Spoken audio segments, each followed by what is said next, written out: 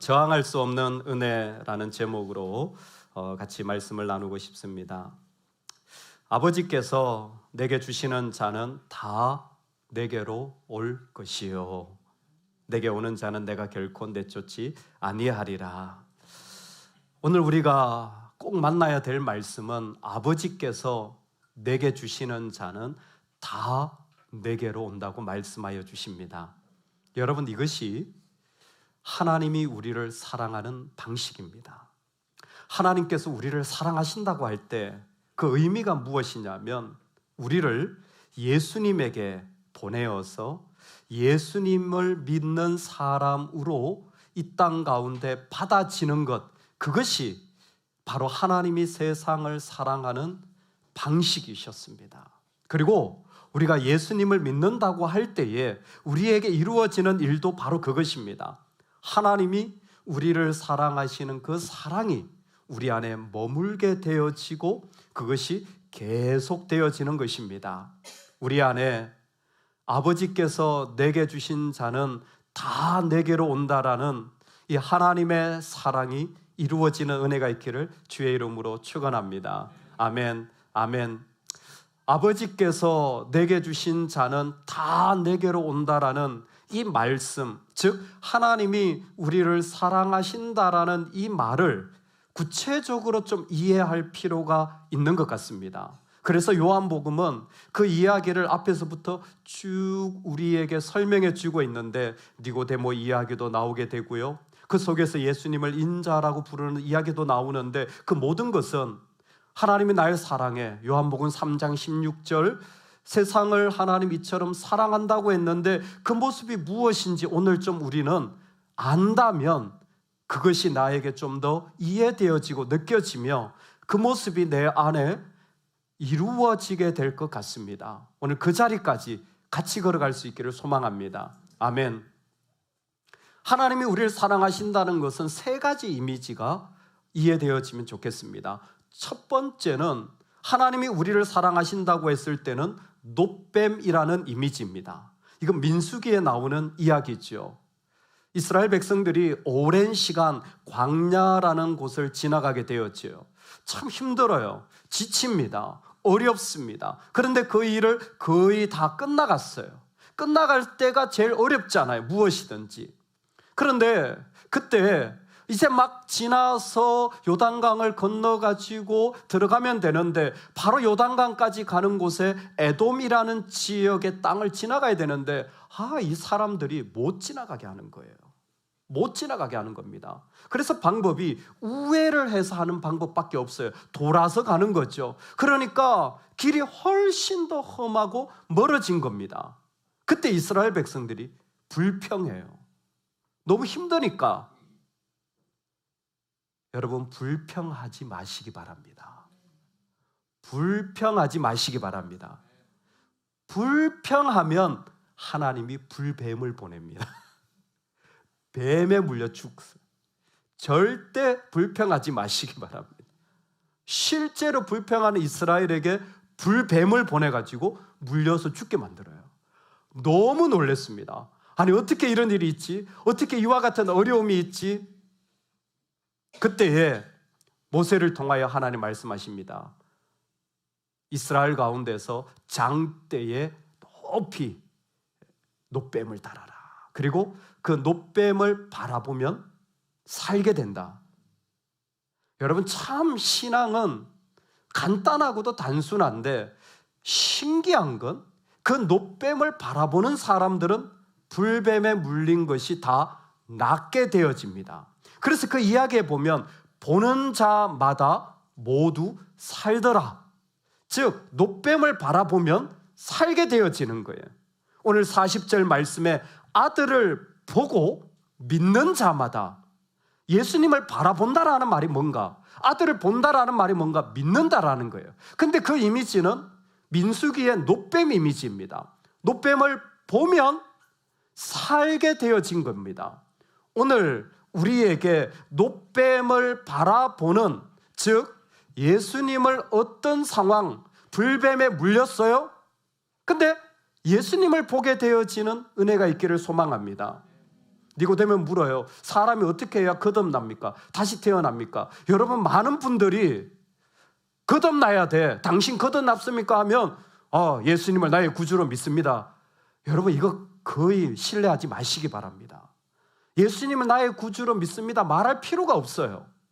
거듭난 사람들은요, 특징이 뭐냐면 불뱀에 물리잖아요. 예수님을 바라봐요. 거듭난 사람은 그 사람이 거듭났다 하면요, 내가 예수님을 믿는데 그때 영접기도 했습니다. 여러분, 이런 거 다 필요 없어요. 진짜 거듭난 사람은요, 불뱀에 물리잖아요. 그 사람은 예수님 바라봐요. 거듭난 사람의 특징이 뭐냐면 예수님을 보고 믿는 겁니다. 이게 불뱀의 이미지예요. 오늘 우리가 살아가는 삶의 자리에도 똑같습니다. 삶에 생각하지 않은 일들이 닥쳤을 때 거듭난 사람들의 특징이 뭐냐면 예수님을 보는 거예요. 그리고 예수님을 신뢰하는 것으로 자신의 마음을 세워가는 거예요. 명절을 지나오면서 참 명절에 예배를 드리는 건 너무 좋은데 어려운 게 있어요. 그게 뭐냐면 명절마다 정치 이야기가 계속 나와. 가만히 앉아 있는데 그러는 거예요. 제가 한 말이 아닙니다. 옆에서 이렇게 얘기를 하더라고요. 윤석열을 총살시켜야 된대. 왜 그렇게 얘기하는지.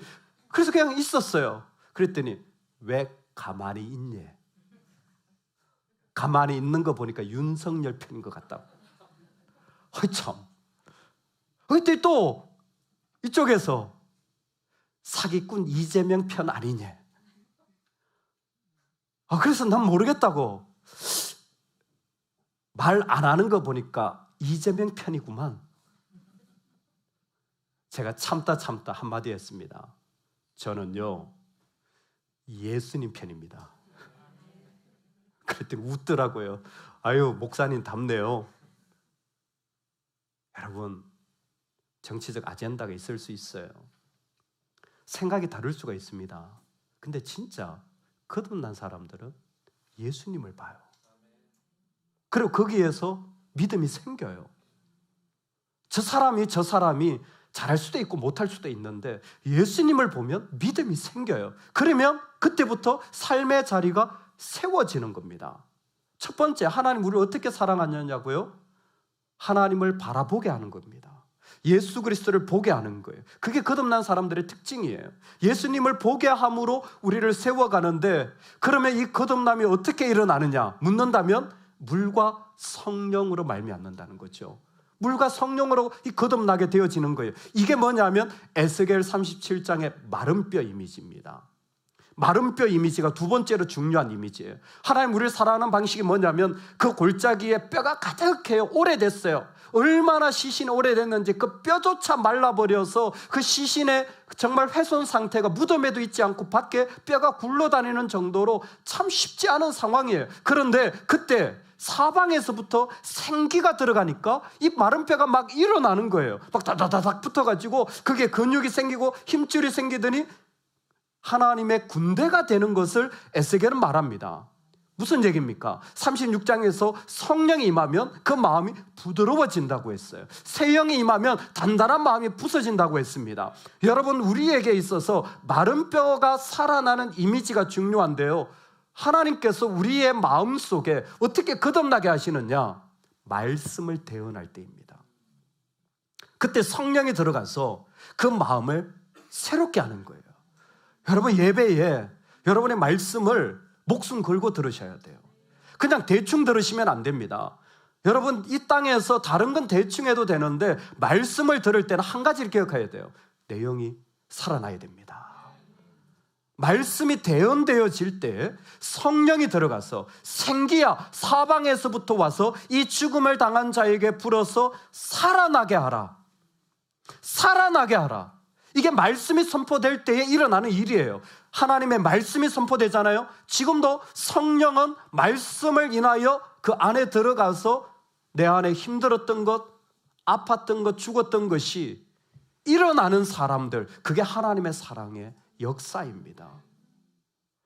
그 생기가 들어가서 그 가운데 살아날 때에 오늘 말씀에도 보면 40절, 믿는 자마다 영생, 생명을 얻는 것이 이것이니 내가 다시 살리리라. 이 생기가 들어가면 살아나잖아요. 그때 이 말씀이 내 영혼을 살리는 거예요. 할렐루야. 여러분, 말씀을 들을 때 어머, 이 말씀은 우리 마누라가 들어야 되는데 이러지 마시기를 축복합니다. 그 자매도 하나님이 알아서 살리실 줄로 믿습니다. 중요한 건 내가 주님 안에서 하나님이 나를 내 영혼에 말씀하시는구나, 생기가 들어가서 그 영혼에 일어나는 일들, 그것이 바로 하나님의 자연적이고 신적이고 인간적인 모든 것을 통하여서 임하시는 루아우, 참 아름다운 단어예요. 성령도 되고 바람도 되고 호흡도 되고 생기도 되어지는 이 단어를 하나님은 다시 살리리라. 하나님의 사랑이 예수 그리스도를 통하여서 우리 가운데 올 때 마른 뼈가 살아나는 것과 같은 일들이 우리 안에 일어나게 하시는 겁니다. 그런 사람들이 모인 자리가 교회예요. 여러분, 그래서 이쯤 오면 예수님을 믿는 것과 교회 다닌다는 말은 같은 의미로 이루어질 수 있습니다. 왜냐하면 세 번째 이미지 때문에 그래요. 첫 번째 이미지는 그 가운데 놋뱀을 바라보는 것이었어요. 놋뱀을 보면 살게 되는 것이었어요. 그리고 그 안에 성령이 들어가서 마른 뼈가 일어나는 것을 우리는 경험하게 되어집니다. 그 사람들을 교회라는 곳을 통하여 주님은 구원을 이루어 가시는데, 왜 그러냐면 다니엘서 7장에 보좌에 앉으신 분의 통치가 일어나기 때문에, 하나님의 사랑은 보좌에 앉으신 분의 이미지를 통하여 여러분 하나님의 통치가 이 땅에 이루어지는 거예요. 그래서 교회 있잖아요. 우리가 지금 있는 교회, 이 자리는 하나님의 통치를 받는 하나님의 보좌이기도 합니다.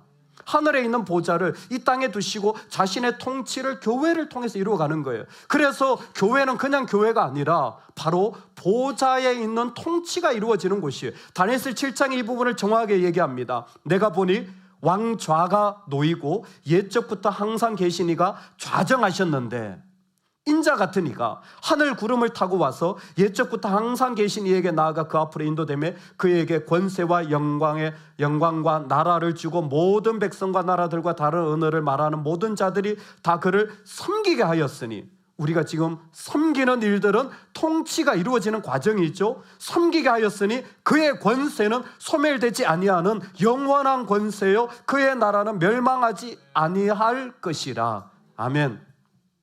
하늘 보좌 통치가 하늘에서 보좌를 가지고 통치하셨는데, 오늘 38절에 보니까 내가 하늘에서 내려온 것은, 요한복음만이 예수님을 인자라고 너무 많이 표현합니다. 어디에 봐도 인자. 예수님을 인자라고 표현하는데 그 의미는 뭐냐면 하늘에서 내려온 분이라는 겁니다. 그리고 예수님은 유일하게 이 땅에서 하늘로 올라가신 분이에요. 이것을 에베소서를 보면 더 분명한데, 교회는 그의 몸이니 만물을 충만하게 하시는 이의 충만한 의미입니다. 그 교회는 하나님의 통치가 가득히 일어나는 곳이에요. 그 다음 들어보시겠습니까? 하나님의 능력이 그리스도 안에서 역사하사 하늘에서 자기의 오른편에 앉히사 이 세상뿐 아니라 오는 세상에 일컫는 모든 이름 위에 뛰어나게 하시고. 아멘. 다니엘서 7장과 정확히 일치하지 않습니까? 보좌의 이미지가 있는 거예요. 이 보좌의 이미지는 무엇이냐면, 하나님이 이 땅을 다스리시는데 그곳에서 하나님의 통치가 우리 가운데 일어나는 자리, 그 자리가 지금 우리가 교회 다니고 신앙생활하는 모습이라는 것입니다. 하나님이 우리를 사랑하십니다. 아버지께서 내게 주시는 자는 다 내게로 온다고 할 때, 예수님을 통해 우리를 부르시는구나, 하나님이 나를 사랑하시는구나 할 때에 그 안에는 분명하게 놋뱀을 바라보면 살게 된다. 거듭난 자들은 다른 특징이 아니에요. 불뱀에 물려도 어려움이 있어도 예수님 봐요. 예수님을 보게 됩니다. 그리고 믿게 되어져요. 같은 말이에요. 그 일들이 그 삶에 일어나고, 그러자 그 안에 말씀을 들을 때에 마른 뼈가 일어나는 것 같은 성령의 역사가 그 안에서 일어나기, 살아나는 거예요. 살아나는 거예요. 그 마음이 어떤 마음이든 살아나는 겁니다. 할렐루야. 제가 이번에 명절에 정말 이 고백을 너무 감사해요. 어제 깜짝 놀랐어요. 저희 식구들이 나이가 많아지셨더라고요. 저희 어머니는 내년에 90이세요. 어머, 저희 1번 형이 원래 7순이더라고요.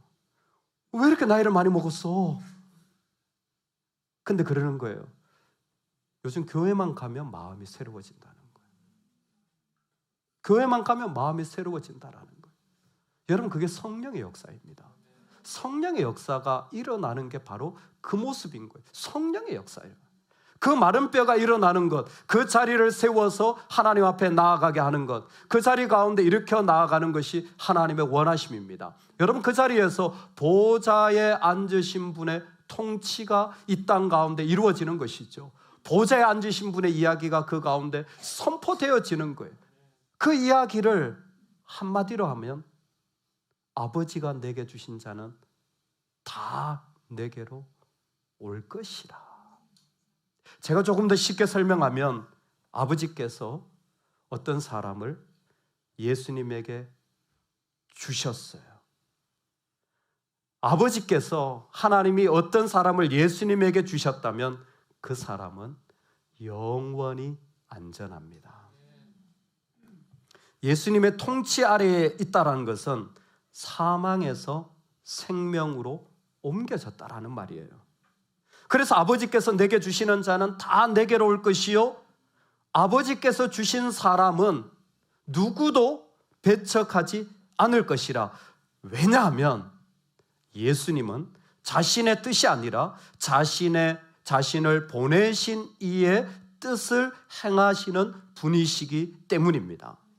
하나님께 완전한 순종을 드리시는 분이 예수님이시기 때문입니다. 이것을 6장 38절에서 내가 하늘에서 내려온 것은 내 뜻을 행하려 함이 아니요 나를 보내신 이의 뜻을 행하려 함이라. 한 번 더 40절에서 강조하기를 내 아버지의 뜻은 아들을 보고 믿는 자마다 영생을 얻는 이것이니 마지막 날에 내가 다시 이를 살리리라.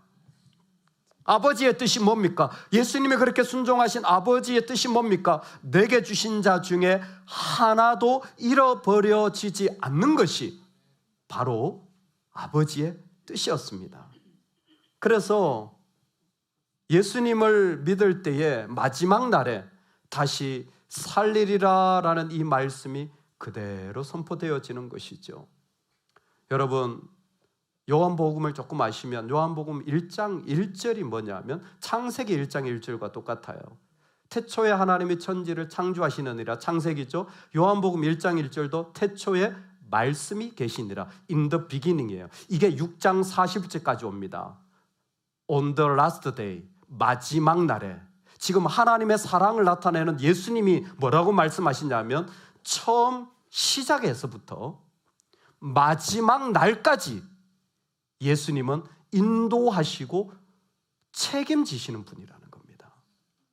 처음 시작한 이 세상이 시작한 순간부터 그 영원 전부터 계획하셨던 것을 시작부터 우리 삶에 내가 지금 어렵다고 할지라도 내 생명이 끝난다고 할지라도 이 땅에 말세가 온다고 할지라도 이 세상에 완전한 끝이 온다고 할지라도 그 끝까지 마지막 날까지 우리 예수님은 우리를 지키시고 보호하시는 주님이십니다. 그래서 우리가 아버지께서 내게 주시는 자는 다 내게로 온다라는 이 말씀 가운데 분명한 하나님의 사랑을 발견할 수 있는데 주님을 보게 되어지고 불뱀에 물려도 주님을 보게 되어지는 사람들, 그 사람들이 그 안에 성령의 말씀으로 말미암아 자기 영혼이 살아나는 자리, 그리고 주님의 통치 아래에서 그 삶의 어떤 곳에 있다고 할지라도 안전함을 주님은 선포하고 약속하시는 것입니다. 그게 하나님이 우리를 사랑하는 방식이에요. 하나님의 사랑이 그렇게 이루어집니다. 여러분 중에는 어떤 모습이 어디까지 이루어지셨습니까? 불뱀에 물리며 예수님을 보십니까? 아니면 나를 봅니까? 만약에 예배를 드린다면 성령이 내 마음을 새롭게 하는 말씀이 나를 살리는 자리를 경험하십니까? 사모하시기 바랍니다. 이건 신앙의 연수와 아무 상관없는 하나님의 시간들입니다. 그 안에 주님의 통치가 일어나는 끝까지 주님의 다스림 아래에 있는 완전한 순종이 일어나는, 그래서 교회에서 섬긴다라는 건 사실 당연한 겁니다. 그리스도의 몸에 연합되어졌다면 부르심에 언제든지 아멘하며 나아가는 것이 그 자리에 자연스러운 원리겠지요. 하나님 우리를 그렇게 예수님을 통해 사랑하시는 겁니다.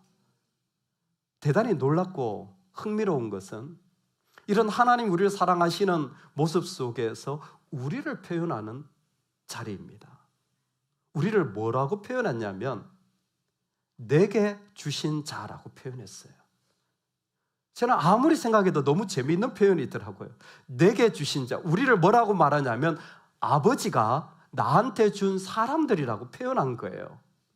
아버지께서 우리를 예수님에게 주셨다라는 겁니다. 이걸 6장의 좀 배경적인 것으로 보면 예수님이 생명의 떡이거든요. 생명의 떡이라는 말이 무슨 말이냐면 우리는 그 떡을 먹고 사는 자예요.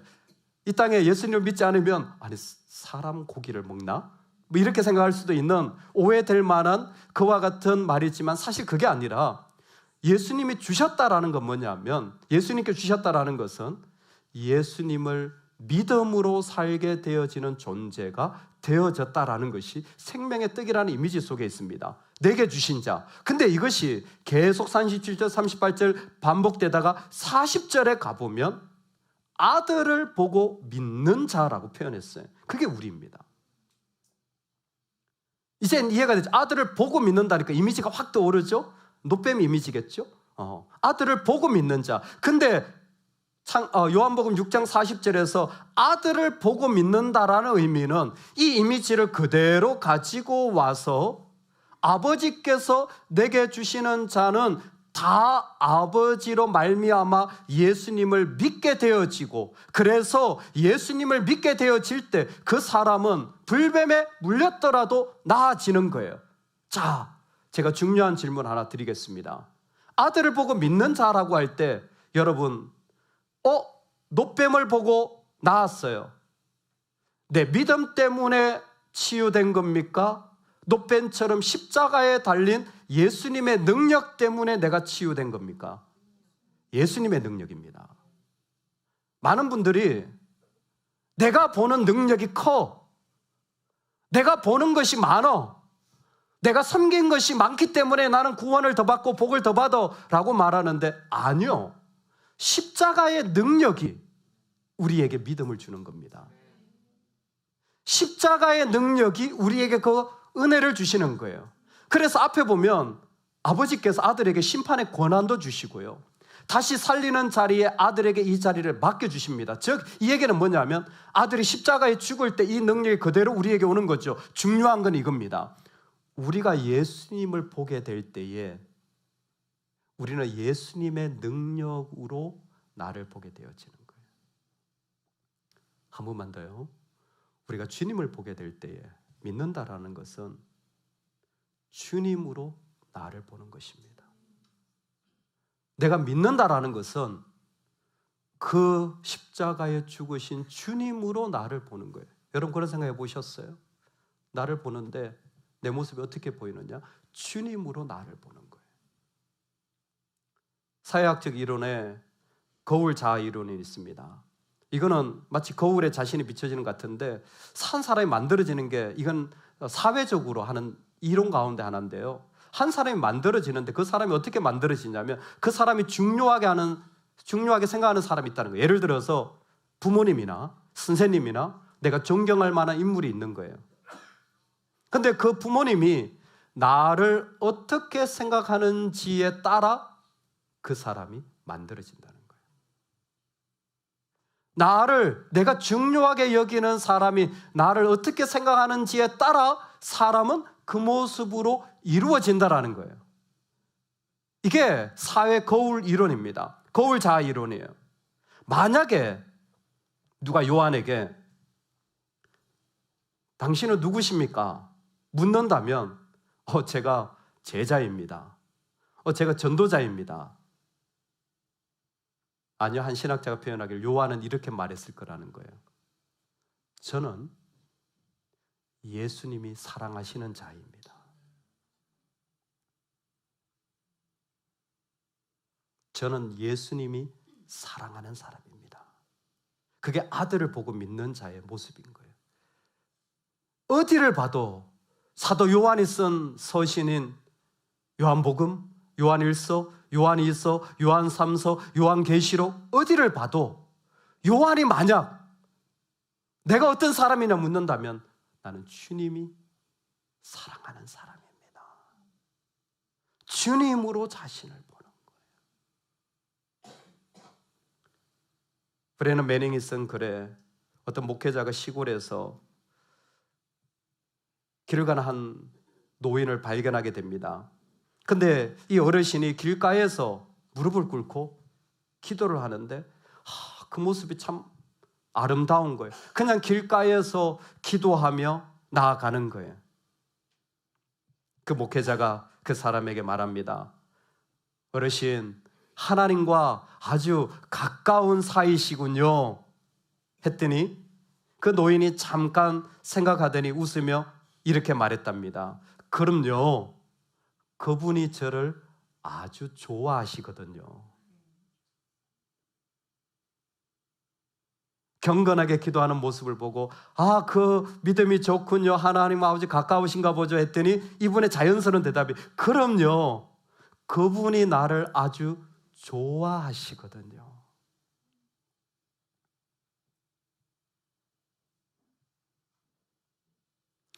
아들을 보고 믿게 되어지는 것은 그래서 은혜라고 불려집니다. 그분의 일하심이 우리에게 그대로 왔기 때문에 쉽게 값없이 주는 선물이라고 표현하기도 합니다.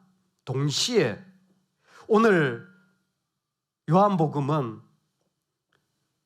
하나님의 사랑은 어떤 것으로도 약화시킬 수 없는 은혜라고 말해주고 있는 거죠. 내게 오는 자, 하나님이 내게 주시는 자는 다 내게로 온다라는, 아버지께서 내게 주신 자는 다 내게로 온다라는 이 말에는 인종이, 정치적 견해가, 죄와 실패가 있어도 하나님의 사랑이 그것 때문에 약해질 수는 없다라는 것입니다.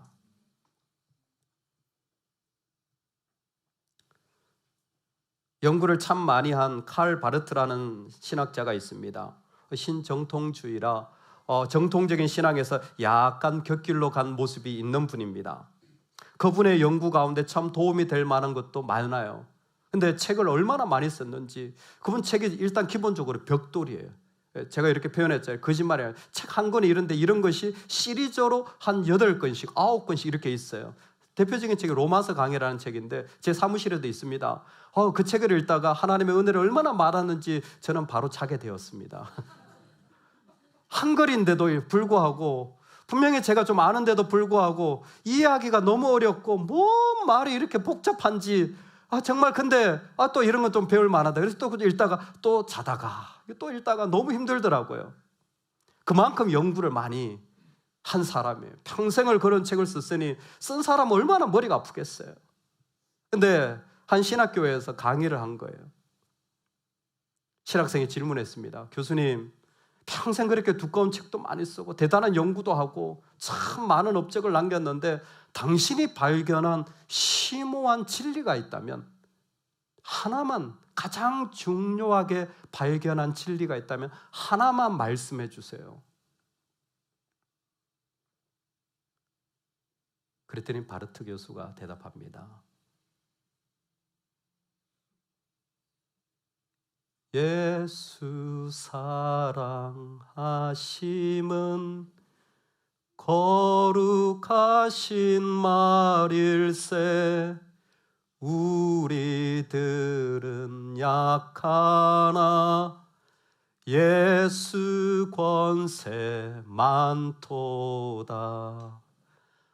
날 사랑하심,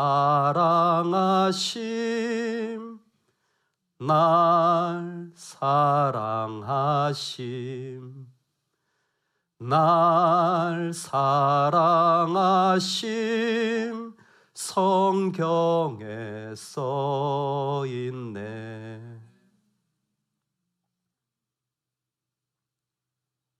제 영혼에 발견한 한 가지는 주님이 나 같은 자를 사랑하신다는 겁니다.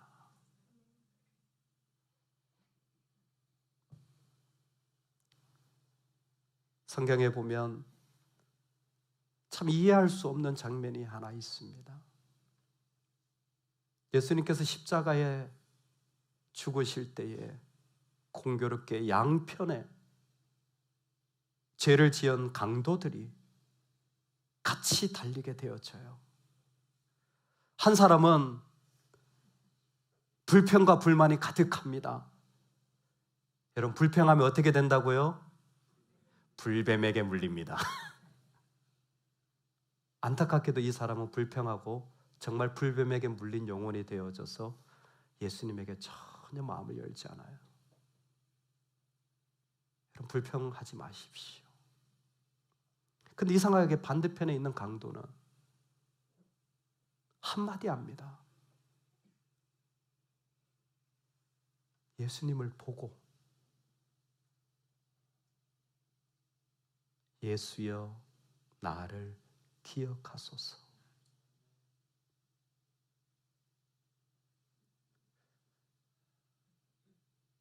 그 한마디를 했을 뿐인데 예수님은 네가 오늘 나와 함께 낙원에 있으리라.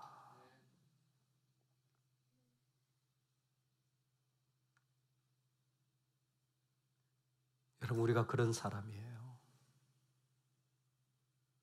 우리가 그런 사람입니다. 하나님이 우리를 사랑하시는데 노뱀의 이미지를 보고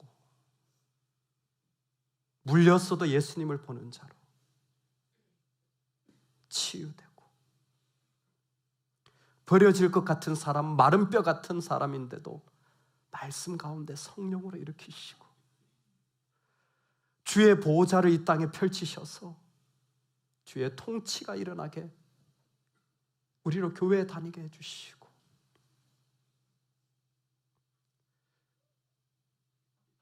여러분, 만약 여러분이 거울을 보신다면 꼭 그렇게 해주십시오. 거울에 비친 자신에게 꼭 이렇게 말해 주십시오. 너는 좋겠다. 하나님이 너 좋아하시니까. 너는 좋겠다. 하나님이 너 사랑하시니까. 너는 좋겠다. 하나님이 끝까지 너와 함께 하시니까. 여러분, 우리를 그렇게 볼 수 있으면 좋겠습니다. 우리는 어떤 사람이냐? 하나님이 좋아하는 사람이에요. 우리는 어떤 사람이냐? 하나님이 사랑하는 사람이에요. 끝까지 우리를 살리실 바로 그 사람이에요. 우리 자신을 그 말할 수 없는 은혜로 불러주신 주님이 여러분의 삶에 꼭 기억되고 선포되어지면 좋겠습니다.